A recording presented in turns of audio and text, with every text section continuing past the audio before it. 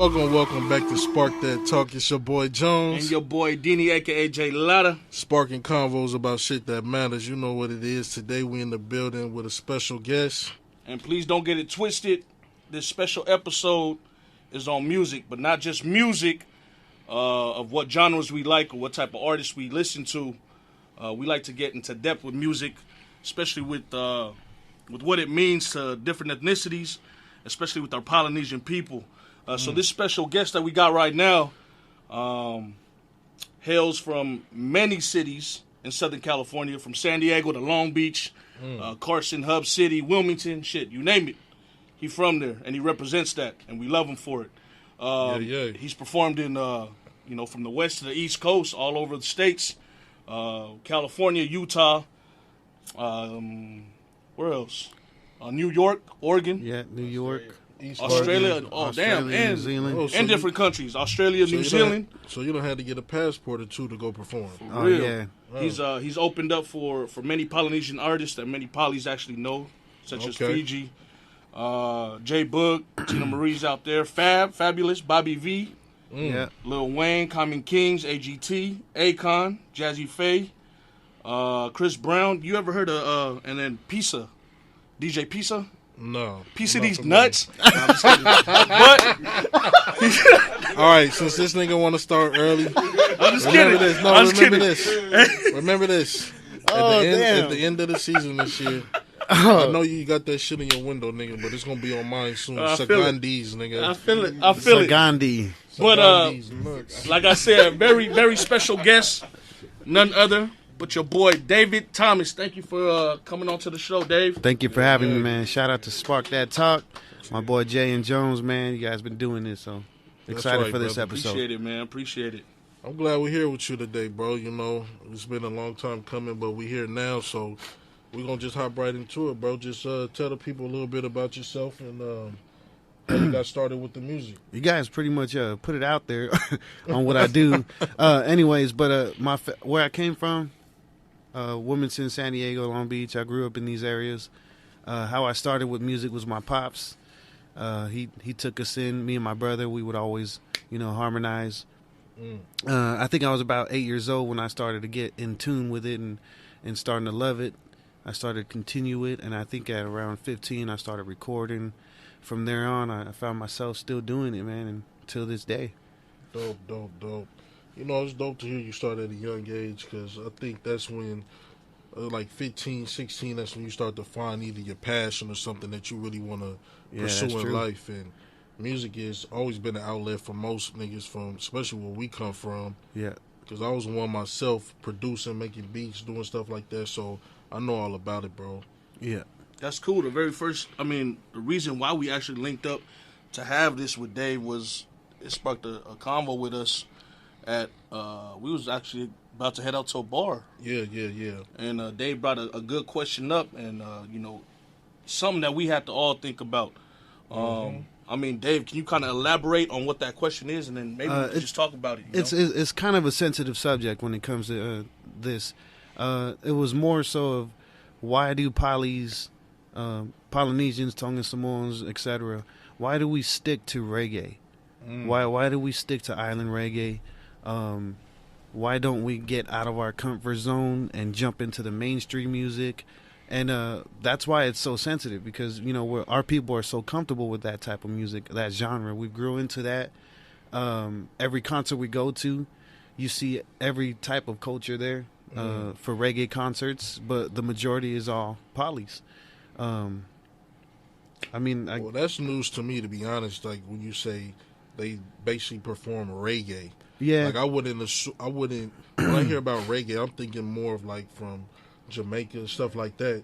You know what exactly. I'm not really thinking about Samoans or Polys, however you want to call it, from Hawaii, whatever. And you got our island reggae. I mean? Yeah, and it's crazy because I feel like the ones who sparked that and made island reggae what it is now, I feel like it's Fiji, J Boog. You know what I'm saying? J Boog really put a stamp on that reggae.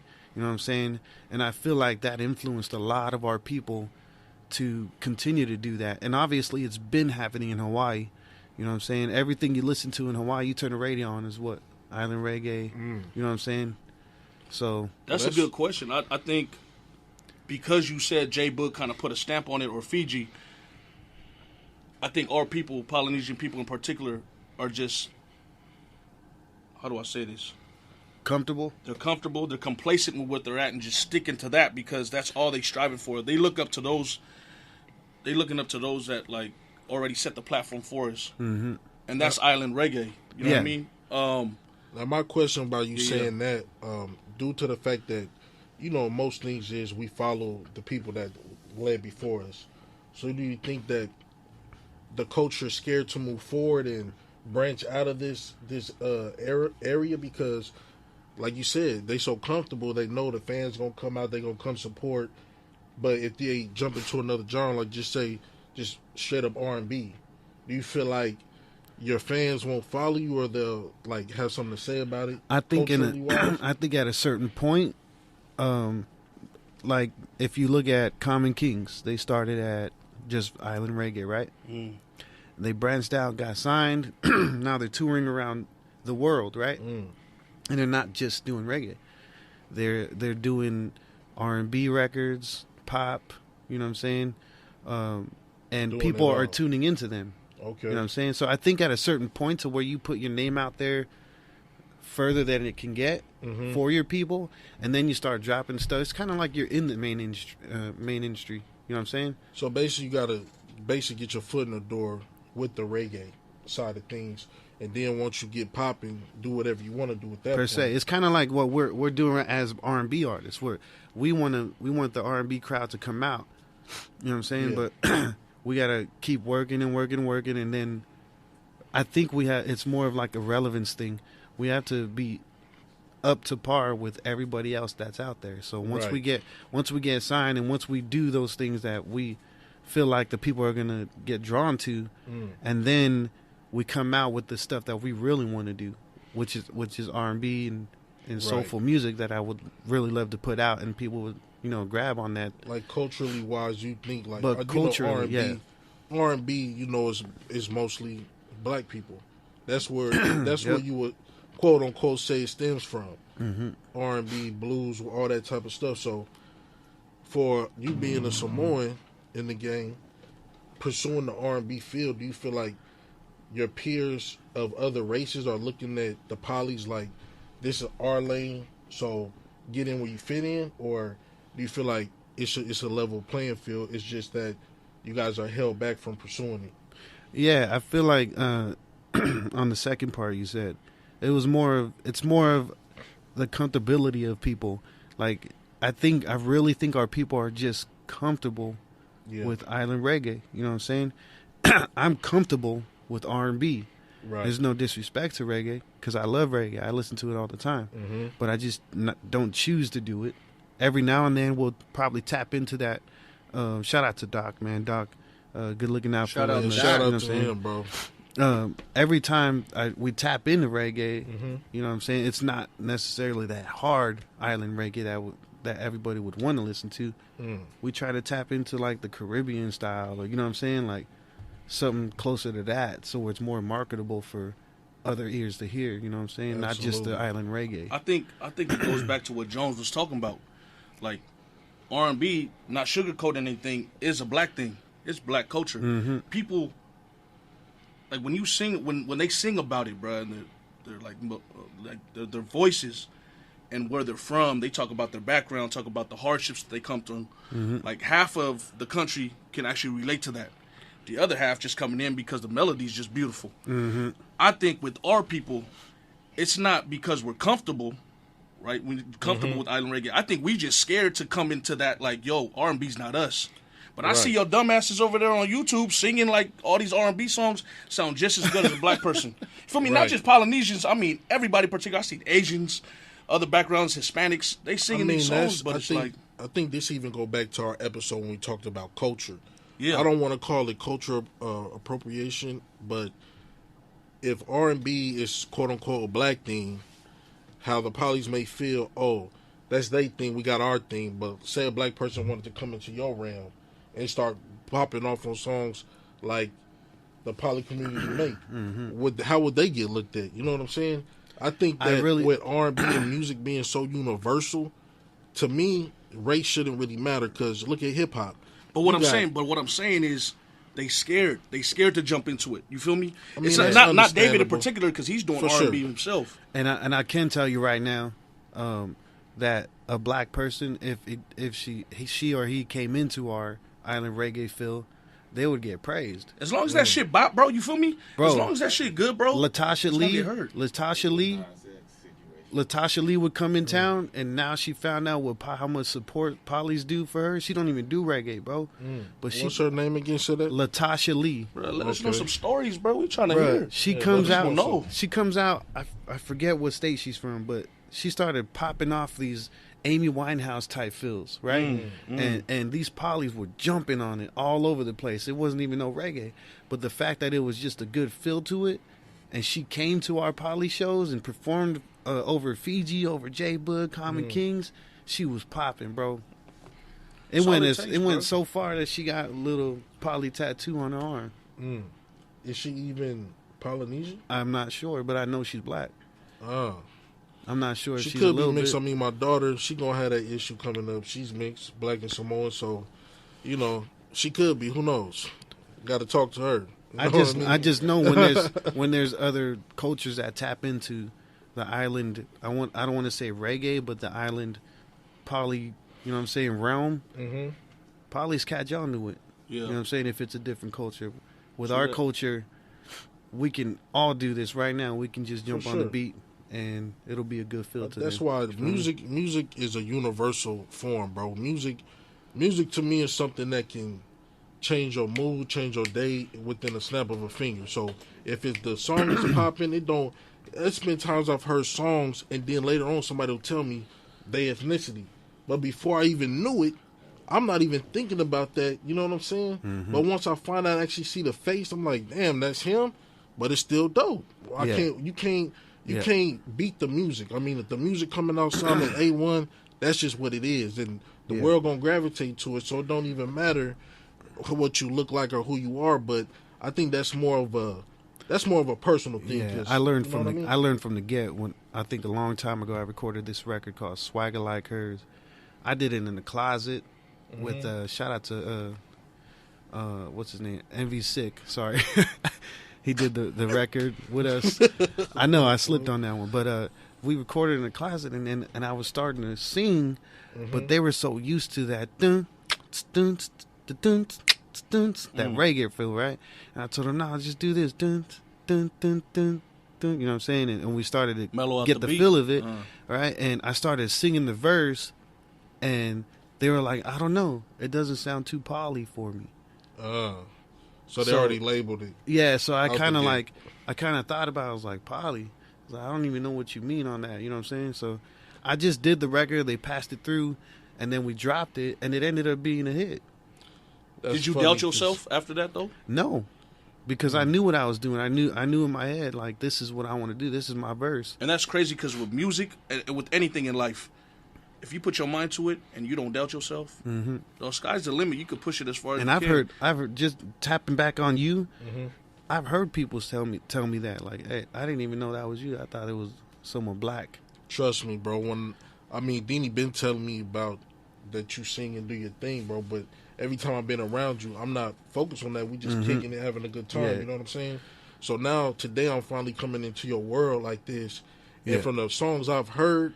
If I didn't know you or meet you, I would never know nothing but that this shit is good. Yeah. Just how I went back to say until I met you, wouldn't even know, this a Samoan dude on this song. I wouldn't even thought that. Yeah. Because I'm going to be honest, one of the songs I heard, I said, shit, that could have been Tyrese. Like, I'm going to just be honest, bro. Like, if I didn't know the name, whatever, just play the song like that and this shit popping, bro. But it's pretty dope, bro. You know what's wrong with our Polynesian people, and I'm going to put it out there like that, bro? Is, we talked about being complacent, but I also think that we just want to get to the stage and that's it. Like, we ain't shooting for the fucking stars. We shooting for the fucking rooftop and hoping we land on the grass. Because at the end of the end of the day, as long as your people's got your back, exactly, and it's at a local, as long as you're at a local bar and you singing, that makes you feel good. But really, at the end of the day, is that what you really want? Exactly. Because then that doesn't become your aspiration. That just becomes a hobby. Yeah. And to answer your question, Dave, that's one of the reasons why I think it is, because they're not really shooting for the stars like that. Yeah. They just want to get on the level on a stage at like a backyard boogie and just and do jam their out. thing. You know? I mean, where's that place we went to? The little spot. It's called Brothers out in Gardena. Yeah, Brothers. We was in there. I had went out to go, support Gut, Suspect Ed. Yeah. So I went out there, and this was crazy because I was in there, and I even told him, I said, bro, I ain't never seen this many Samoans at a function in my life, bro. Like, I'm the only nigga in the building, bro. Like, all of them was in there just functioning, bro. I said, this is nuts because they had, I think, DJ Noise. Is that his name? DJ Noise was out there. Yeah, all of them was in town performing and stuff. So it was like how you saying, they probably know that that community is gonna come out. I didn't really see other people out because they don't even know about it. What you think that made them feel? Because of them, you know what I'm saying? What you think that made them feel though? Well, they peoples was there. It made them feel good. You feel me? I mean, of course, but it go back to what he's saying. Maybe that's their comfort zone. Exactly, but we trying to branch out of that, and that's what we're trying to answer the question with. That's it's the like, question. Dog, you could feel comfortable with 40, 50 years in there. But, like, if you're trying to branch out different ethnicities, bro, you got to do something else. This is, you know what I love, bro? I love performing in L.A. or Hollywood. Right. Next week, I got a show on Tuesday at the Mint in Hollywood.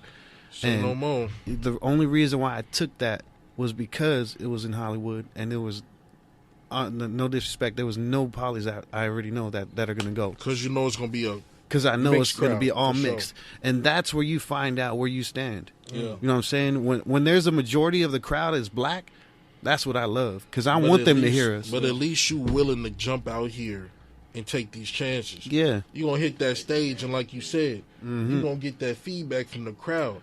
It don't matter what nobody talking about. Shoot. You hit that stage and sing that song. Bro, I went to New York. I went to New York song. and performed for BET Music Matters, right? They offered me the gig. I jumped out there. I kid you not, all blacks performing, and they were killing it. They had a full band. They had guitars, drummers, and what did I have? Just me and my guitar, right? And your underwear on. And my underwear. With a slight, I'm just kidding. He wasn't. I jumped up there. Hey, bro, let me tell you this story, man. The wrong way. I feel Bro, it. I jumped up on stage and they were like, ladies and gentlemen, all the way from Cali, Dayvid Thomas. I walk on stage and it was like quiet as hell. Damn.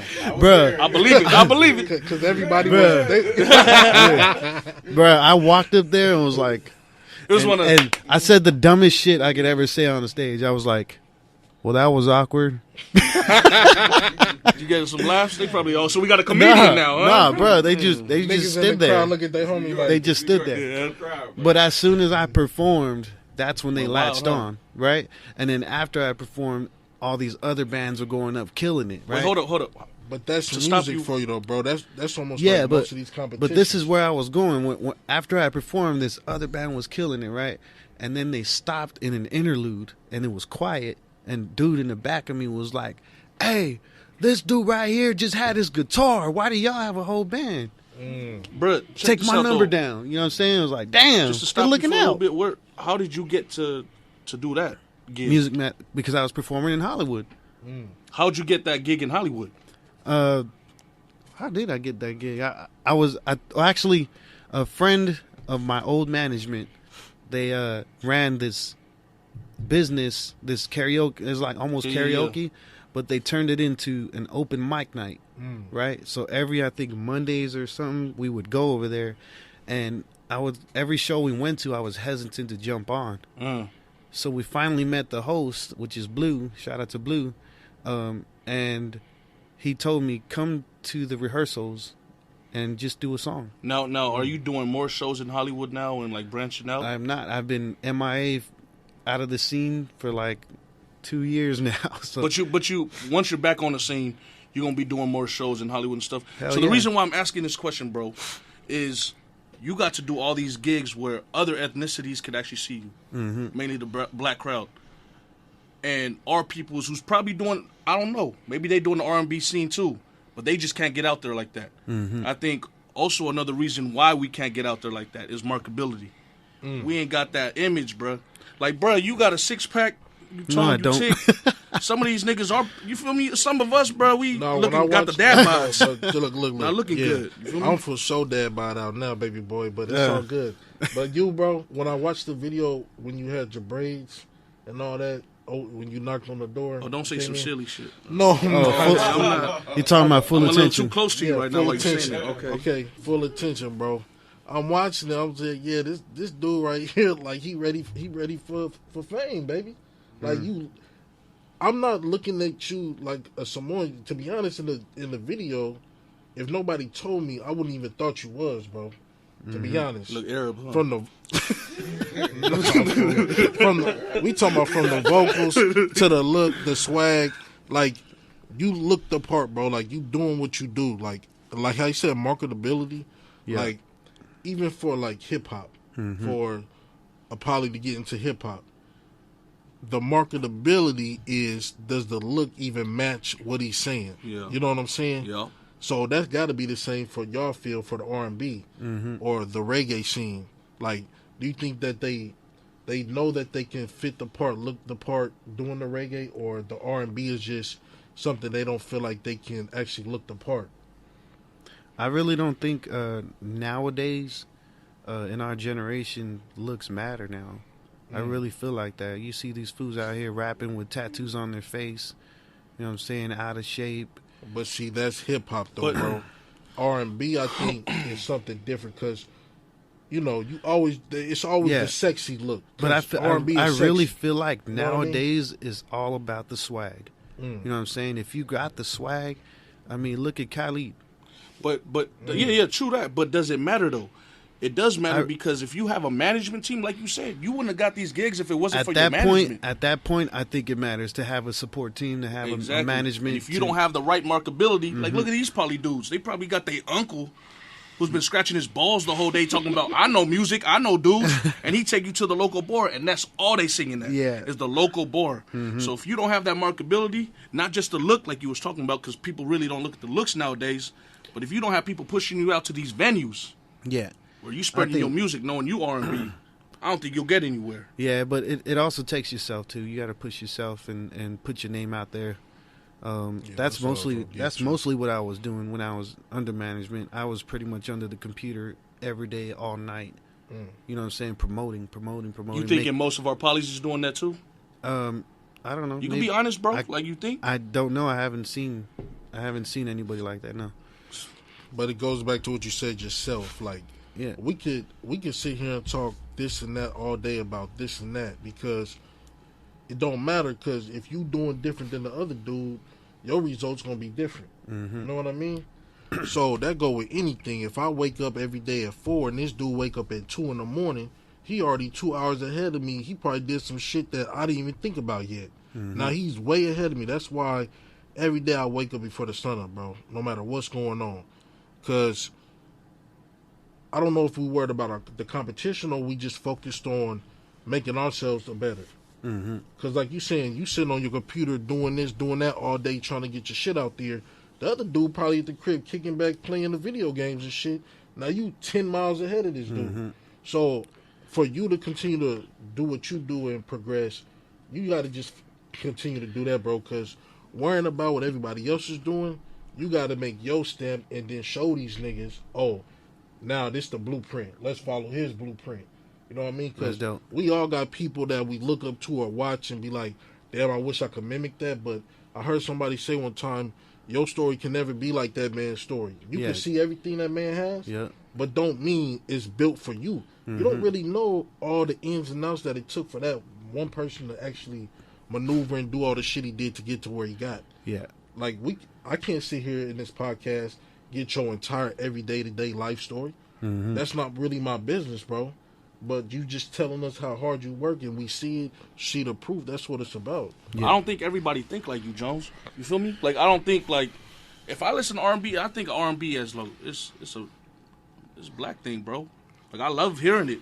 And I think it's a black thing. If you say, oh, this white dude sing R&B, I'm really gonna scoot that shit to the side. But at the end of the day, bro, R&B. Like, I really like that's how I feel it. But no, I understand. I understand because we like R&B to me. I was talking to homie about it. I feel like it's almost died out because you listen to the radio, we really don't hear much R&B, bro. Not no more. It's just like pop, hip hop type shit. It's not necessarily R&B because everybody harmonizing on their songs now, trying to sound like they doing something, but they not really singing. Like a Chris Brown or somebody. Like I just heard that new joint with Chris Brown and Drake. Now that shit fire. Like when that shit come out, that's something to listen to R&B side wise. So when we talking about R&B, hip hop, yeah, I guess if you say you see the person first, it might change your mind. But let's just put the music out first, and then we get to that shit later. Cause I'm gonna judge you based as soon as you press play. If that shit don't catch my ear, dog, then I'm off you anyway. So off of what you said, do you think, Dave, that because you are because you're a different ethnicity, right? Because we don't stem from the R&B, I guess, genre. Do you think you have to work 10 times harder? Honestly, no. I feel like because of my ethnicity, people latch onto that shit. When they hear my music and find out what culture I am, I've known a lot of people from Akon to, you know what I'm saying? They hear what we're doing, and it's more interesting to them. You know what I'm saying? So do you think it's true what I said earlier about our people? It's just we just being lazy. We ain't got the market skills. We just comfortable with where we are. I think it's more of reach out. I think it's more of a lack of information, lack of you know what I'm saying, lack of resources. Resources, yeah. And there's a lot of things that come with that. You know what I'm saying? And it's time, money, and investing a lot of time and money. And I think that's what took me to Australia was because I was marketing myself every day, every night. I was hungry for it. I was hitting him up every day. What's up? Let's work. And he was all for it. And that's why it brought me to Australia. And it was just off of one single, bro. I went back there with one single 4 times, Australia and New Zealand, off of that one single. Hey, sometimes all it takes is one song, dog. And that's the whole thing. So, yeah, I really think it's a lack of resources. And then on top of that, our young youth, we're so drawn to this island reggae at an early age that's all we know. Yeah. You know what I'm saying? And that's all we know. We go to the poly shows. Hey, well, you hear about that show? You know, what is it? It's funny. It's funny you say House that, of Blues. Yeah, You going. Like everybody's going. Like just the same three hold on, spots. Yeah, David, when you say that, bro, like I was telling him a couple weeks ago, the Samoan culture, you guys are more connected to that because your parents most of your parents actually lived in Samoa before they came here. So the culture, y'all not that far removed from y'all culture. So if y'all parents is showing y'all this type of music, taking y'all to these type of shows, that's because that's really what they know. You know what I mean? Because like for us, for black people, we miles removed from our culture. We don't even know where we started from. We just know we black. Like that's something that I battle with, knowing that, like I told him, at least you able to touch your culture, like in the home, your house, your grandma, your mom, your dad, they still around to give you that. We don't have that. Most I know, I can say all my people from the South or they from the Midwest. That's all I can tell you. I can't tell you what island they came from, what traditional music they listen to. All I know is what blacks do. So what you trying to say is he should go back to reggae? It's not that, bro. Because what he was saying was everybody is always so used to going to these shows because y'all was getting dragged to these songs, to these shows. Yeah. So as a kid, you absorbing that, so maybe that's why you relate more to making that kind of music. Of course, it's that's probably how they get tracked. That's where the comfortability is. Exactly. And I talked to this one of the homies. His name's Jay Taj. I spoke to him just a couple of days ago at the Dash Radio, and I kind of brought the podcast up. Hey, I'm gonna be doing this thing. This is a subject, and he was like, oh, I'll tell you one thing, and he was like, it's just because they don't do what we do, bro. He was like, they just don't do R&B, they do reggae, and we can't argue with that. And I was like, yeah, but I feel like, there's more to it. I feel like we need to tap in there and kind of open the younger youth's minds to where they can explore different things. They can explore R&B. If it's not for them, you can hop back what you want. But I feel like we have the potential to jump out there You know what I'm saying? Sure. And have that stardom. Especially these young cats, man. Like, if they looking up to somebody like you, they automatically jumping into that realm of music. Mm-hmm. So they're going to be more prone to when they want to start making music, this the level they're going to be on. Yeah. So I think it's going to be, most things take so much time to, like, change because it's really the generational thing. Yeah. I say every 10, 20 years, shit might change up. So you got to just think of it like this. You one of the first to jump into this level like this. So what comes next? You do great things. The rest of these young niggas, they're going to look at you and want to follow that path. And maybe in 30, 40 years, we having a conversation of, why ain't we doing reggae no more? You know what I'm saying? That'll be the conversation. Like, damn, we all the way off that now. We on this now. Like, that could really be a thing. So I say just keep doing what you're doing, dog. Yeah. So the main question is here, why do most polys do island reggae? And I just explained, yeah. Oh, for sure. We for sure. You certainly not on that level of, like, you doing the right steps and you taking the proper steps. And I feel like all these poly, they have the right steps. I just think they just have the lack of resources. You know what I'm saying? So you think? Because just the voice alone, is going to take them. The big names are the big names. That's automatic, right? But it's more of the guys that are trying to get back in it. What you think American Idol is? These people are unknown. So I see some R&B artists that are trash, bro. I don't have an ear. You feel me? I ain't got an ear for music like that. But I see some R&B artists that can't hit a note to save their life, but because they marketable, they got the right team. They famous. Let's think about it. In like, I think that's more hip hop. I think singers, you really got to either push yourself or you got somebody in the control room, like, really hitting some buttons, nigga, because I don't you know what I'm saying? You got a team, bro. You just get in there talk sounding like me, and you come out sounding like fucking Genuine. Something ain't right. You know I don't sound like that, bro. You know, so I'm pretty sure that's the truth lies in live performance. Oh yeah, bro. Because when it's time to get out there with no backtrack playing, you don't really see your true colors. Yeah. They'll be like, you know what, I ain't feeling good tonight, bro. I'm going to take this night off, bro. I'm good. And to tap in, this isn't no disrespect to reggae, island reggae, because we love reggae, right? We love reggae. That's our thing. Yeah. I feel like Polly's is just more of, because reggae is here, it brings family together, unity, you feel me? It's neutral. Everybody taps into it, so I feel like it's just something for our polys are always here. We can always get together, always see our old people, you know what I'm saying, our friends, family at the show events and stuff. So hell yeah, that's the culture. And if you feel like I'm disrespecting you as a Polynesian, just know I'm not. Yeah. I just have to do a yin and yang thing with Jones. Yeah. We're just sparking the conversation about whether or not you being poly means you got to just stay boxed in. And if you feel the some answer type to of way, that bro, is no. You know what I'm saying? Don't feel bad if somebody else out here singing hella good. Yeah. Just accept it. Hey, yeah, don't feel some type of way, because if you do, you lazy. But my question to you though, David, like, I kind of want to like switch gears a little bit. When I started really researching your music, I saw like a gap, and I want to ask you the gap from the time from your music making to now. What is during that time frame? What was going on with you, and what inspired you now to actually get back active and doing your thing? I think it's always been there. Even when I took a break, I would always come back every now and then with Doc and get together and be like, you know, what can we do? What are we going to do? And then that whole break, a whole lot of things happened in between then. I started a family, you know what I'm saying? I got married, so life happened. But as an artist, as all of us being artists, it can never be an excuse. You know what I'm saying? Because I've been falling out, and I honestly have not been on it the way I should be, the way I used to be. You know what I'm saying?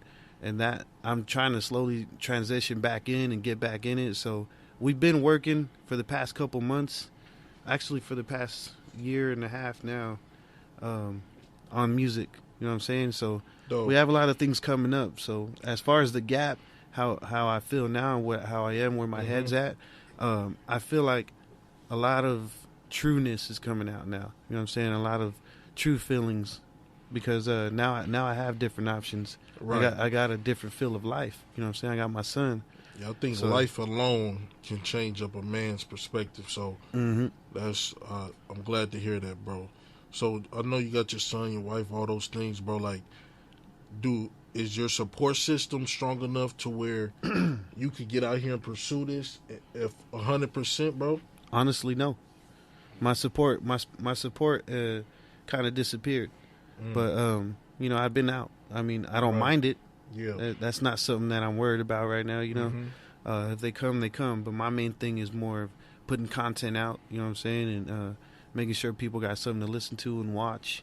So, yeah, because you know we living in a world now where shit popping today, everybody gonna be around. Yeah. But let you take a week off, all of a sudden they like, what happened to this nigga? What you mean, bro? Like, yeah, I really got, like, and you said, life happens, dog. They have every right to handle. They have every right to talk like that. You know what I'm saying? Because that's what makes it interesting when you keep continuing to do what you do. Oh, for sure. I mean, if you great at what you do, it don't matter how long you take to come back, bro. That's true. It's always you're gonna come back even better because, like you said, them life experiences and music is about that, bro. Like, that's why I love music. I can listen. Music takes me into a place that nothing else can take me because I'm listening to the stories, to the pain, the happiness, all these things mixed in to keep me going. Yeah. So I'm definitely, I can't wait to hear the project, whatever you're going to put out soon, bro, because it's my first love. From what you're telling me right now, I can tell whatever's coming, baby, it's going to be nice. It's going to be knocking. Yeah, it's going to be coming soon. We got a summer joint coming out, a video. So we got some things going on. Dope, man. I mean, if you want to talk about anything else right now, we can, bro, or we can just... got anything coming up soon? That was it. We dropping the video soon. It's called Getaway to my new single coming out. Featuring my brother. Getaway. You hear that? That ain't for me, baby. That was an Asian man who just sang that for me. Shout out to my brother, DZS. Love you, bro. Shout out to Doc, love you, bro. We've been working together for years now, so I think we're really in tune of what we want from each other and what I can give, you know what I'm saying, and what he can deliver. So I think our teamwork is just latched in, man. So it's never gone away. Even with the break, we come back and make a hit. It don't even matter. That's how it should be, though, bro. Last thing, I'm gonna be a part of a host. I'm hosting a new show called Eats and Beats with the barbecue show, which is the Island Block Radio, dope Island Block TV episode. So they just dropped their first one with Leia Love. It came out dope. Nice, awesome. The episode is pretty much going to involve taking artists out or celebrities or athletes. It doesn't matter who it is. Take them out to eat to the restaurants, promoting the restaurants. Sounds good, man. Pretty soon, y'all gonna have to come check out my sister, Big Mama's Cakeys. You know what I'm saying? All day. And that's the main reason why. That's the main reason why we're doing this. That's the main reason why we're doing this. So I'll keep that in mind. I think what I take from this episode, and not to get all crazy and sentimental, but not just music alone, is like life can hit you, and it can hit you hard, whatever you're going through.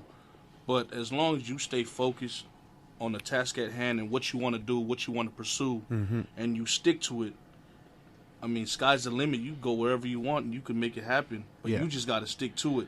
And I think not just Polynesian people, but everybody as well, is once life hits us, we take a step back and we keep going back. Like, and we keep doing, why me, why this, why this? We start making excuses and pointing fingers, and we get away from the passion that we want. But I think you are an inspiration, Dave. Because you came back into the fold and you doing what you love, you doing what you want to do with Doc, and with this beautiful studio we in. And man, I just pray for the best. I just hope you get it out there, bro. You feel me? Thank you, man. Yeah, bro. I just want to say thanks for sitting down with us today, bro.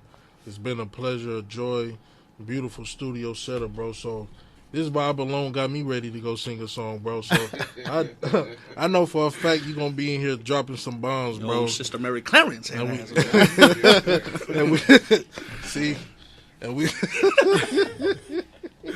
well, we're going to be ready whenever you ready, bro. So when it drops, just let us know. We here to support, bro. Appreciate it, man. From day one, and we're going to continue to do it, bro. And just thank you and continue, and much success to you, bro.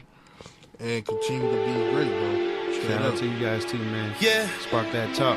Spark that talk. It's your boy Jones. Your boy Deeni. I'm gonna turn up on another level. Link up with the oldies and you know they hold the metal. Put up in the drop top, candy paint Chevy. The Uso got the plug for me, 3 gallons of Henny, and we on tonight.